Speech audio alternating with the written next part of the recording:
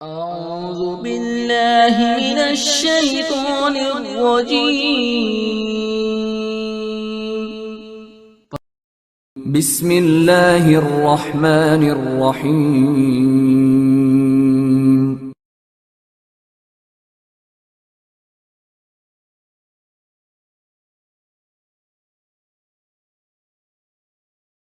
تمام قسم کی حمد و ثنا، بزرگی و بڑائی، ہر قسم کی زبانی و بدنی عبادتیں اس وحدہ لا شریک لہ، خالق کائنات، مالک ارض و سما کے لیے، جس نے آسمان اور زمین کو صرف 6 دنوں میں پیدا فرمایا، پھر مستوی عرش ہوا، جس نے ہم تمام انسانوں کو اشرف المخلوقات کے لقب سے ملقب فرمایا، ہماری ہدایت و رہنمائی کے لیے کتابوں کو نازل کیا، رسولوں کو بھیجتا رہا۔ درود و سلام نازل ہو اس آخری نبی پر جن کے ذریعے رشد و ہدایت ہمیں نصیب ہوئی، جن کا نام نامی، اسم گرامی احمد مجتبی محمد مصطفیٰ صلی اللہ علیہ وسلم ہے۔ اللہ تبارک و تعالی نے جو کلام مقدسہ و مطہرہ محمد الرسول اللہ صلی اللہ علیہ وسلم پر نازل فرمایا، بہت سی ایسی آیتیں اس کلام مقدسہ میں نازل فرمائی جو ہم گنہگاروں کے لیے مشعل کے مینار کی حیثیت رکھتی ہے۔ میں نے جو آیت آپ کے سامنے تلاوت کی، الذین آمنوا ولم یلبسوا ایمانہم بظلم اولئک لہم الامن وہم مہتدون، وہ لوگ جو ایمان لائے اور اپنے ایمان کے ساتھ ظلم کی ملاوٹ نہ کی، انہی لوگوں کے لیے امن ہے اور وہی لوگ ہدایت یافتہ ہیں۔ صحابہ کرام رضوان اللہ علیہم اجمعین یہ آیت نازل ہونے کے بعد بڑا پریشان ہو گئے۔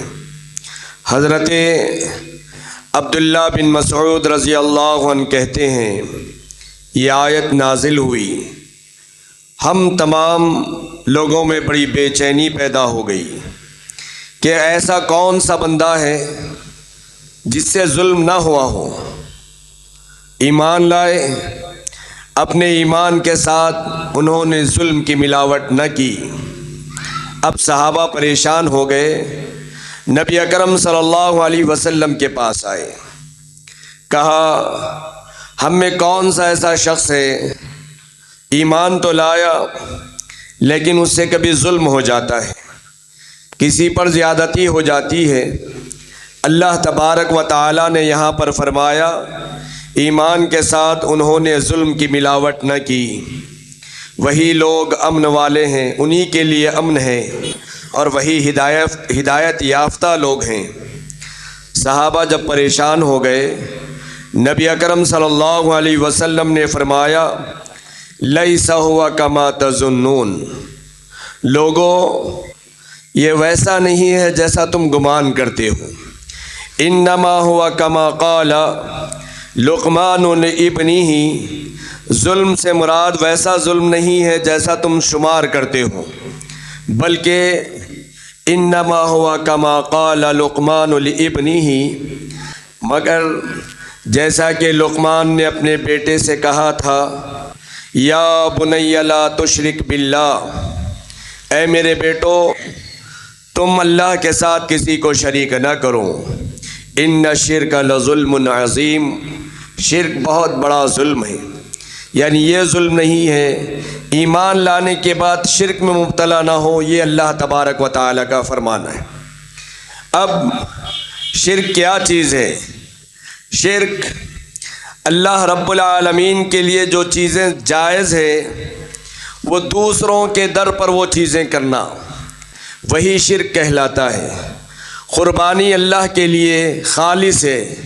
یہ قربانی کسی آستانے پر یا کسی مزار پر یا کوئی اور جہاں پر بت ہو، ہم اللہ کا نام لے کر اگر ان آستانوں پر بھی اگر ہم ذبح کر دیں، قربانی صرف اللہ کے لیے ہے۔ اگر یہ کسی آستانوں پر قربانی کر دیں تو یہی شرک کہلاتا ہے۔ سجدہ اللہ کے لیے خاص ہے، یہ سجدہ کسی اور جگہ پر کر دے یہ شرک کہلاتا ہے۔ تعظیم رب کے گھر کے لیے خاص ہے، یہ تعظیم کسی اور جگہ پر کرے، پیٹھ نہ دکھانا، اونچی آواز سے بات نہ کرنا، یہ تعظیم اگر کسی اور جگہ کی جائے وہی شرک ہے۔ رکوع عبادت ہے، یہ رکوع صرف رب کے لیے خالص ہے، یہ رکوع کسی اور جگہ پر کرے وہی شرک کہلاتا ہے۔ اور دعا یہ رب کے لیے خاص ہے، یہ دعا کسی اور جگہ پر کرے۔ تم اللہ کے لیے ہماری بگڑیاں بنا دو، اللہ کے لیے ہمارے یہ کام کر دو، دعا میں یہ کہے کسی آستانوں پر، مزاروں پر، یعنی اور کوئی دوسری جگہوں پر یہ دعا کرے تو یہ شرک ہے۔ دعا، رکوع، سجدہ، تعظیم، قربانی، یہ تمام چیزیں اللہ کے لیے خاص ہے۔ اگر یہ چیزیں کسی اور در غیر پر کی جائے تو وہی شرک کہلاتا ہے اور وہی ظلم۔ اللہ تبارک و تعالی نے ارشاد فرمایا، الذین آمنوا، وہ لوگ جو ایمان لائے، ولم یلبسوا ایمانہم بظلم، انہوں نے اپنے ایمان کے ساتھ ظلم کو شامل نہ کیا، اولئک لہم الامن، وہی لوگوں کے لیے امن ہے، وہم مہتدون، اور وہی لوگ ہدایت یافتہ ہیں۔ اگر ایمان لانے کے بعد شرک کیا تو یاد رکھیں ہمارے تمام اعمال غارت ہو جائیں گے، اکارت ہو جائیں گے۔ شرک ایسا بڑا گناہ ہے، اللہ کے نبی صلی اللہ علیہ وسلم نے شرک سے منع فرمایا، اور اللہ تبارک و تعالی نے بھی نبی اکرم صلی اللہ علیہ وسلم کو مخاطب کرتے ہوئے فرمایا، اگر آپ بھی شرک کرتے، لئن اشرکت لیحبطن عملک، اللہ کے نبی اگر آپ بھی شرک کرتے تو آپ کے اعمال بھی اکارت ہو جائیں گے، غارت ہو جائیں گے۔ شرک اتنا بڑا گناہ ہے، اسی شرک سے منع کیا گیا ہے۔ اللہ کے نبی صلی اللہ علیہ وسلم نے، اللہ تبارک و تعالی نے شرک کو حرام قرار دیا، فرمایا وَاعْبُدُوا اللَّهَ وَلَا تُشْرِكُوا بِهِ شَيْئًا، تم خالص اللہ رب العالمین کی عبادت کرو، اللہ کے ساتھ کسی کو بھی شریک نہ کرو۔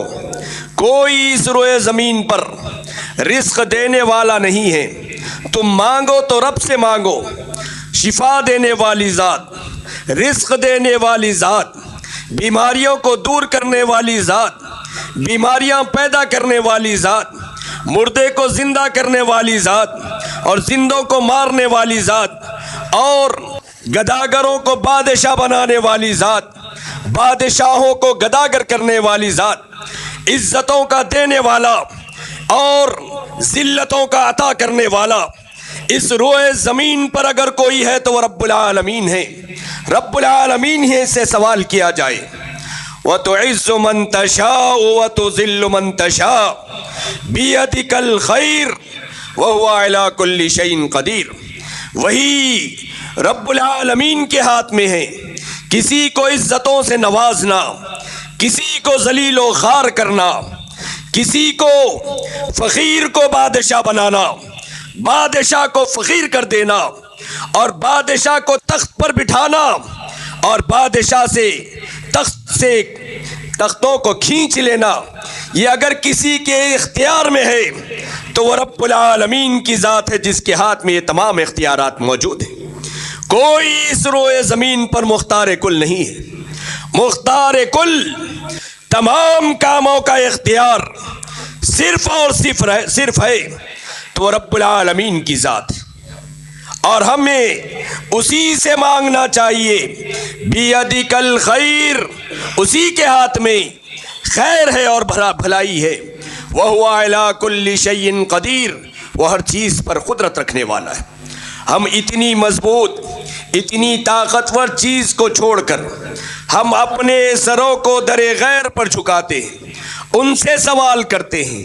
اللہ تبارک و تعالی نے فرمایا، شرک کو حرام کیا اور فرمایا قل، اللہ کے نبی صلی اللہ علیہ وسلم آپ لوگوں سے کہہ دیں تعالو، وہ اپنے نسخے لے آئے جو پرانی کتابوں کے ہیں، وَاتْلُوا مَا حَرَّمَ رَبُّكُمْ، وہ آیتیں تلاوت کرے جو ان کے رب نے ان کے اوپر حرام کیا تھا۔ یہود و نصارہ پر بھی شرک کو اللہ نے حرام کیا تھا۔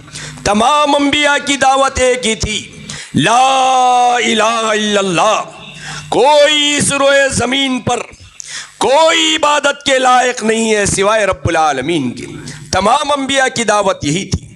اللہ تبارک و تعالی نے فرمایا ان لوگوں کو بلائیں اور وہ آیتیں پڑھنے کے لیے کہے جو ان کے رب نے ان کے اوپر حرام کیا تھا۔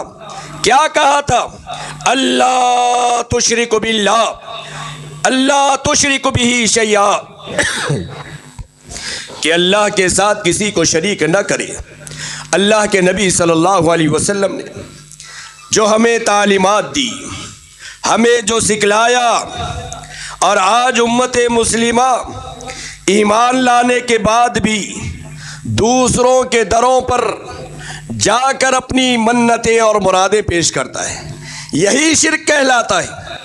نبی اکرم جناب محمد الرسول اللہ صلی اللہ علیہ وسلم نے ارشاد فرمایا، آپ نے شرک کو روئے زمین کا سب سے بڑا گناہ قرار دیا۔ آپ نے فرمایا ان چیزوں سے بچو کہ جس پر آسمان کے فرشتے، زمین کے فرشتے لعنت بھیجتے ہیں۔ صحابہ کرام نے پوچھا اللہ کے نبی صلی اللہ علیہ وسلم وہ کیا چیزیں؟ آپ نے پہلی چیز بیان کی، الاشراک باللہ، اللہ کے ساتھ کسی کو شریک کرنا۔ یہ لعنت زدہ ہے وہ شخص جو اللہ کے ساتھ کسی کو اس روئے زمین میں شریک کرے۔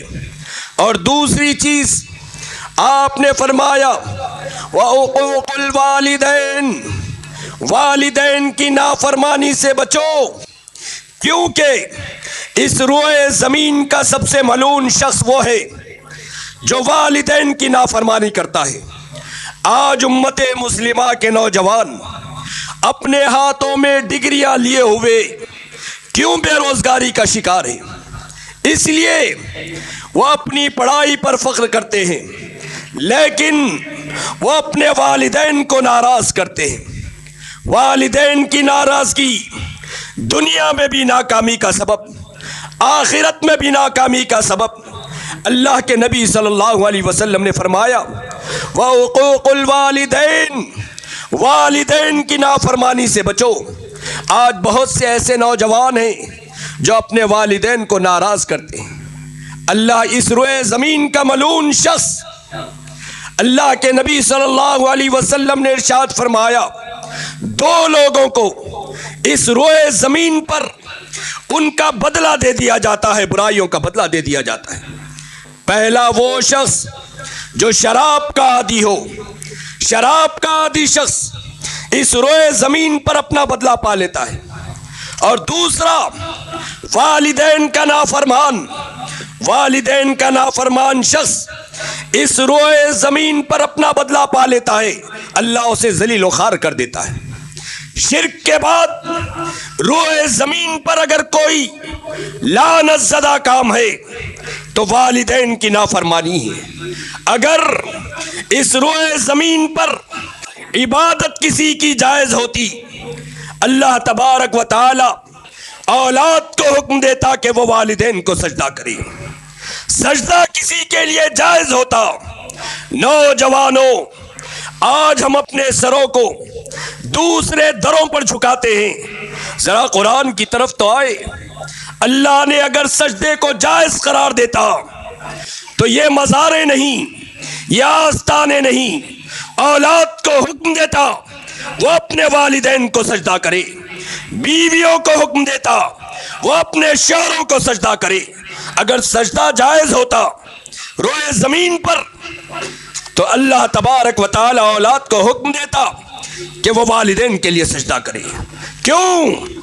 رب نے فرمایا وَقَضَىٰ رَبُّكَ أَلَّا تَعْبُدُوا إِلَّا إِيَّاهُ وَبِالْوَالِدَيْنِ إِحْسَانًا إِمَّا يَبْلُغَنَّ عِندَكَ الْكِبَرَ أَحَدُهُمَا أَوْ كِلَاهُمَا أُفٍّ وَلَا تَنْهَرْهُمَا وَقُلْ رَبِّ ارْحَمْهُمَا كَمَا رَبَّيَانِي صَغِيرًا واخفض لهما جناح الذل من الرحمة وقل رب ارحمهما كما ربياني صغيرا۔ تیرے رب نے فیصلہ کر دیا وَقَضَىٰ رَبُّكَ أَلَّا تَعْبُدُوا إِلَّا إِيَّاهُ، روئے زمین پر اس کے علاوہ کسی کی عبادت نہ کی جائے، وَبِالْوَالِدَيْنِ إِحْسَانًا، اور والدین کے ساتھ حسن سلوک کیا جائے۔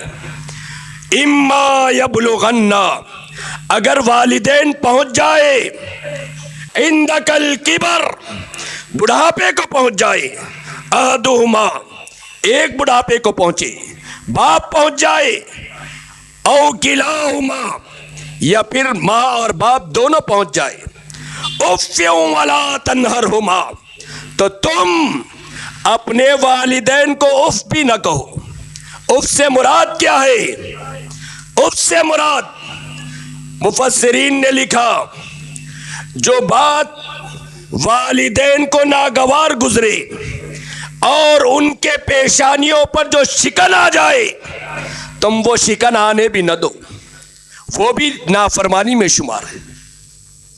اگر اس روئے زمین کا لعنت زدہ شخص وہ ہے جو والدین کا نافرمان ہو، اور اللہ کے ساتھ شرک کرنے والا دوسرا شخص وہ ہے جو والدین کا نافرمان ہو۔ اللہ نے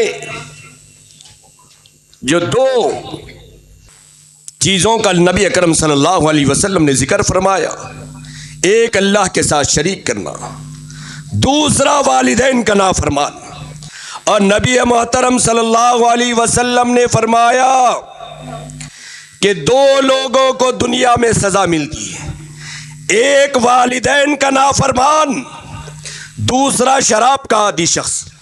دو لوگوں کو دنیا میں ہی بدلہ دیا جاتا ہے۔ آج نوجوان اپنے والدین کی دعاؤں سے محروم ہیں، جس کی وجہ سے ہاتھوں میں ڈگریاں لیے ہوئے بے روزگاری کا شکار ہے۔ نوجوانوں، اگر یہ کیفیت ہو تو تم سب سے پہلے اپنے والدین سے معافی مانگ لو اور ان سے دعائیں کراؤ۔ والدین کی دعا اپنے اولاد کے حق میں کبھی رد نہیں ہوتی، تین دعائیں رد نہیں ہوتی۔ ایک، والدین کی دعا، اپنے اولاد کے حق میں یہ دعا کبھی رد نہیں ہوتی۔ دوسرا، اولاد اپنے والدین کے حق میں جو دعا کرتا ہے وہ دعا کبھی رد نہیں ہوتی۔ تیسرا، مظلوم جس کی دعا کبھی رد نہیں ہوتی۔ یہ تین دعائیں کبھی رد نہیں ہوتی۔ اگر کسی کے والدین زندہ ہو تو وہ اپنے والدین سے، اگر نافرمانی کرتے ہو تو وہ اپنے والدین سے دعا کرا لے، انشاءاللہ کامیابی ان کے قدم چومے گی۔ نبی اکرم صلی اللہ علیہ وسلم نے فرمایا، ایک تو یہ اس روئے زمین کا لعنت زدہ شخص وہ ہے جو شرک کرے، دوسرا جو والدین کا نافرمان ہو۔ نبی اکرم صلی اللہ علیہ وسلم نے فرمایا، 7 ملامت والی چیزوں سے بچو۔ 7 ملامت والی چیزیں کیا ہے؟ قالوا وما ہن، صحابہ نے کہا اللہ کے نبی 7 ملامت والی چیزیں کیا ہے؟ قال الشرک باللہ، سب سے 7 ملامت والی چیزیں اس روئے زمین کے ملائکہ، آسمان کے ملائکہ جس پر لعنت بھیجتے ہیں، وہ 7 چیزیں صحابہ نے کہا اللہ کے نبی وہ 7 ملامت والی چیزیں کیا ہے؟ فرمایا شرک باللہ، سب سے پہلے نمبر پر اللہ کے ساتھ کسی کو شریک کرنا۔ رزق کا دینے والا، شفا کا دینے والا، بیماری عطا کرنے والا، اسباب بنانے والا، مارنے والا، جلانے والا، ہمیں صحت دینے والا، اگر اس روئے زمین پر کوئی اور ہے، اللہ کے علاوہ کسی اور کو ہم نے تصور کر لیا تو یہی شرک کہلاتا ہے۔ نبی اکرم صلی اللہ علیہ وسلم نے فرمایا سب سے پہلے نمبر پر الشرک باللہ، اللہ کے ساتھ شریک کرنا۔ اجتنبوا 7 الموبقات، تم 7 ملامت والی چیزوں سے بچو۔ قالوا وما ہن، صحابہ نے کہا وہ 7 ملامت والی چیزیں کیا ہے؟ فرمایا الشرک باللہ، اللہ کے ساتھ شریک کرنا، والسحر، جادو کرنا یا جادو کرانا، اس روئے زمین کا لعنت زدہ کام، کسی کو جادو کرنا یا جادو کرانا، وقتل النفس التي حرم اللہ الا بالحق، تیسرے نمبر پر کسی شخص کو قتل کر دینا، ناحق قتل کر دینا جس کے خون کو اللہ نے حرام کیا۔ آج تو قتل کی جو وارداتیں ہو رہی ہے، اسے لوگوں نے فیشن بنا لیا۔ قتل مسلم معاشرے کا ایک فیشن بن چکا ہے۔ ہم قتل و غارت گری میں ملوث ہیں، اس لیے کہ ہم دین سے دور ہوتے جا رہے ہیں۔ تیسری لعنت زدہ چیز کسی شخص کو قتل کر دینا جس کے خون کو اللہ نے حرام کیا، الا بالحق، مگر حق کے ساتھ اس کے خون کو اللہ نے حلال کیا۔ حق کے ساتھ یعنی اگر کوئی آدمی کسی کو قتل کرے اس کو قتل کر دیا جائے گا قصاص کے بدلے میں، یہ حق کے ساتھ ہے۔ اور شادی شدہ اگر کوئی زنا کرے اسے قتل کر دیا جائے گا، یہ حق کے ساتھ اس کا قتل ہے۔ فاعل کو قتل کر دیا جائے گا، اگر کوئی آدمی کسی آدمی سے بدفعلی کرے تو اس کو قتل کر دیا جائے گا، یہ حق کے ساتھ اس کا قتل ہے۔ اور اگر خلیفہ کے رہتے ہوئے خلیفہ کے خلاف سازشیں کرے تو اس کو قتل کر دیا جائے گا، یہ حق کے ساتھ اس کا قتل ہے۔ خلیفہ کے رہتے ہوئے دوسروں کی بیعت لے اس کو قتل کر دیا جائے گا، یہ حق کے ساتھ اس کا قتل ہے۔ الا بالحق، مگر حق کے ساتھ جس کے خون کو اللہ نے حلال کیا، یہ وہ 5 خون جس کے خون کو اللہ نے حلال کیا۔ لیکن اگر اسی طریقے سے معصوموں کو قتل کر دینا، یہ اس روئے زمین پر آسمان کے فرشتے، زمین کے فرشتے اس پر لعنت بھیجتے ہیں۔ 7 کام جس پر زمین کے فرشتے، آسمان کے فرشتے لعنت بھیجتے ہیں۔ پہلا کام اللہ کے ساتھ شریک کرنا، دوسرا جادو کرنا یا جادو کرانا، تیسرا کسی کو قتل کر دینا جس کے خون کو اللہ نے حرام کیا، وَأَكُلُ مَالَ الْيَتِيمِ، چوتھا کام جس پر آسمان کے فرشتے، زمین کے فرشتے لعنت بھیجتے ہیں، وہ چوتھا کام نبی اکرم جناب محمد الرسول اللہ صلی اللہ علیہ وسلم نے فرمایا اکل مال الیتیم، یتیم کے مال کو کھا جانا۔ آج امت مسلمہ میں یہ فیشن چلا ہے، اگر باپ کا انتقال ہو گیا ہو، چچا ان کا کفیل ہو، چچا پوری جائیداد کو لے لیتا ہے۔ اللہ اکبر، اس روئے زمین کا ملعون کام جس پر آسمان کے فرشتے، زمین کے فرشتے لعنت بھیجتے ہیں، یتیموں کا مال کھانا۔ اکل مال الیتیم، پانچواں کام اکل مال الربا، سود کا کھانا.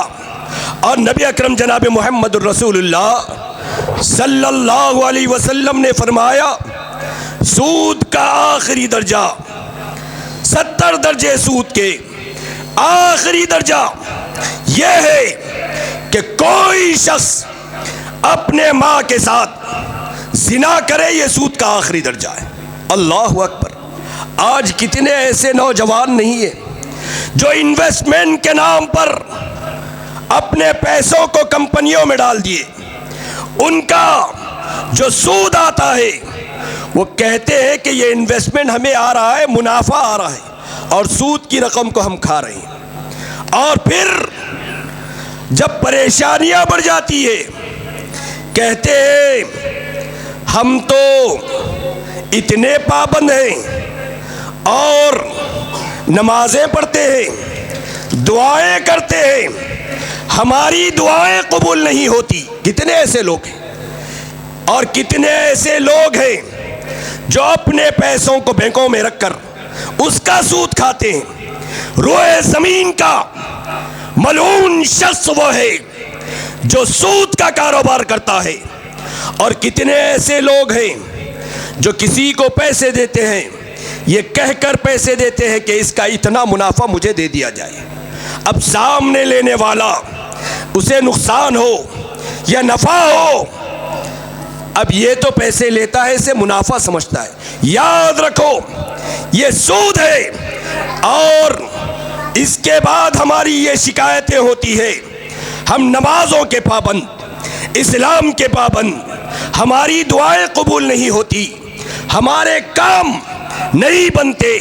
نبی اکرم جناب محمد الرسول اللہ صلی اللہ علیہ وسلم نے فرمایا انسان جب حلال کا کھائے، حلال سے اپنے جسم کی پرورش کرے اور اس کے بعد رب کو پکارے، رب العالمین اس کی دعاؤں کو شرف قبولیت سے نوازتا ہے.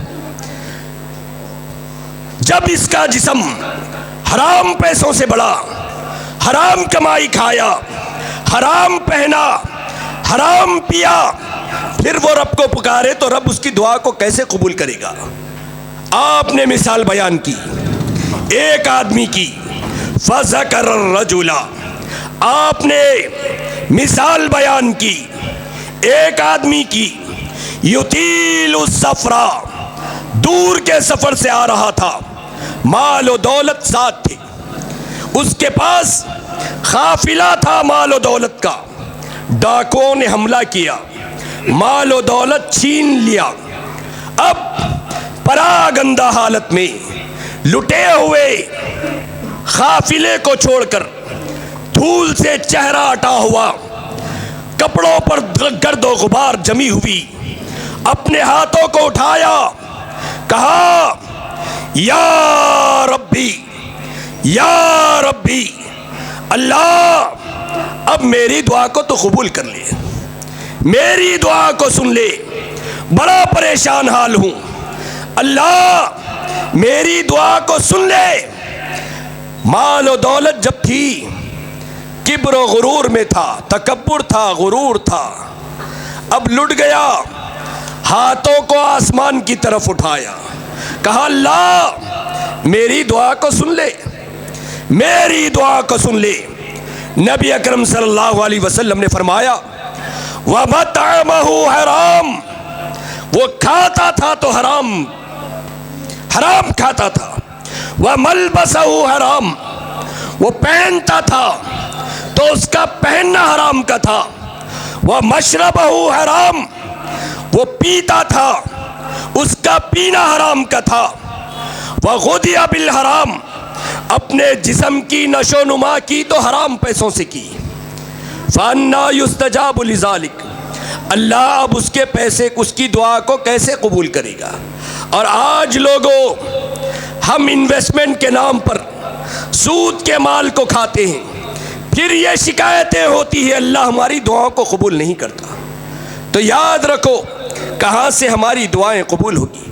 اور وہ نوجوان جو اپنے جسموں کو بنانے کے لیے شراب کا استعمال کرتے ہیں، بیئر کا استعمال کرتے ہیں تاکہ جسموں پر خوبصورتی آئے، اور لوگوں میں فخر و غرور کے لیے اپنے گلوں میں اور اپنے کلائیوں میں سونے کے بریسلیٹ پہنتے ہیں، سونے کی چین پہنتے ہیں تاکہ لوگوں میں فخریہ انداز میں اسے دیکھے۔ یاد رکھو، رب کی نافرمانی کر کے نبی اکرم صلی اللہ علیہ وسلم نے فرمایا وَمَلْبَسَهُ حرام، اس کا پہننا حرام کا تھا، وَغُدِيَ بِالْحَرام، اور اپنے جسم کی نشو و نما اس نے حرام پیسوں سے کی۔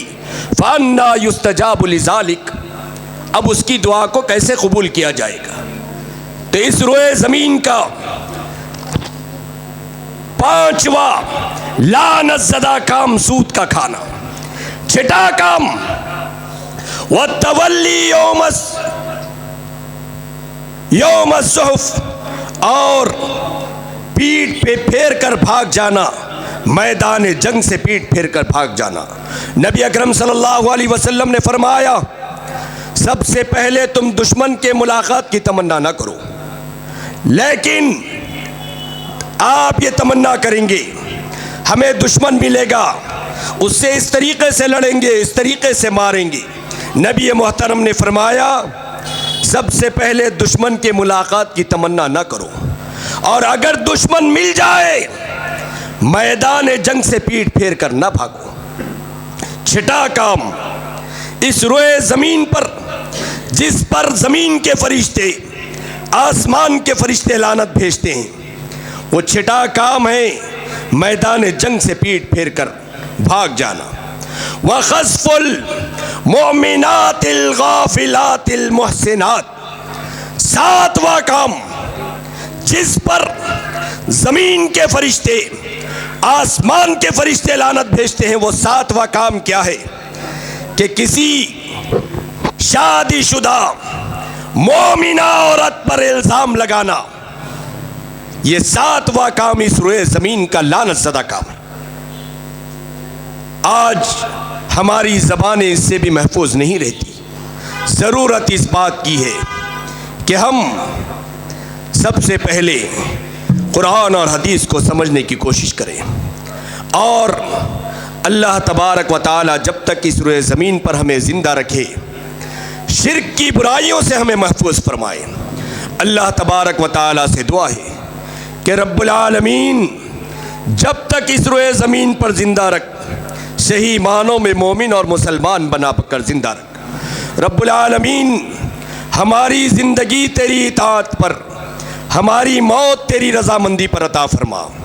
رب العالمین ہم میں جو بیمار ہیں انہیں شفائے کاملہ واجلہ عطا فرما۔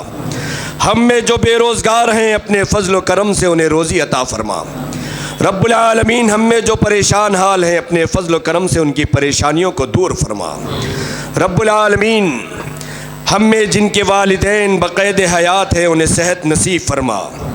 رب العالمین جن کے والدین گزر چکے ہیں ان کی قبروں کو نور سے منور فرما۔ رب العالمین جو والدین اپنے لڑکیوں کی وجہ سے پریشان ہیں رب العالمین ان کے لیے بہترین نصیبوں کا انتظام فرما۔ رب العالمین جہاں پر مسلمان پریشان حال ہے رب العالمین تو ان کا مددگار بن جا۔ رب العالمین جو نوجوان جیلوں میں بے قصور قید ہیں ان کے رہائی کے انتظام فرما۔ رب العالمین فلسطین میں مسلمانوں کی مدد فرما، عراق میں مسلمانوں کی مدد فرما، کشمیر میں مسلمانوں کی مدد فرما۔ رب العالمین ہمارے ماؤں اور بہنوں کی عزتوں کی عصمتوں کی حفاظت فرما، ہمارے نوجوانوں کی کشمیر میں حفاظت فرما، ہمارے شیرخوار بچوں کی رب العالمین حفاظت فرما۔ اقول قولی ھذا استغفر اللہ لی ولکم ولسائر المسلمین۔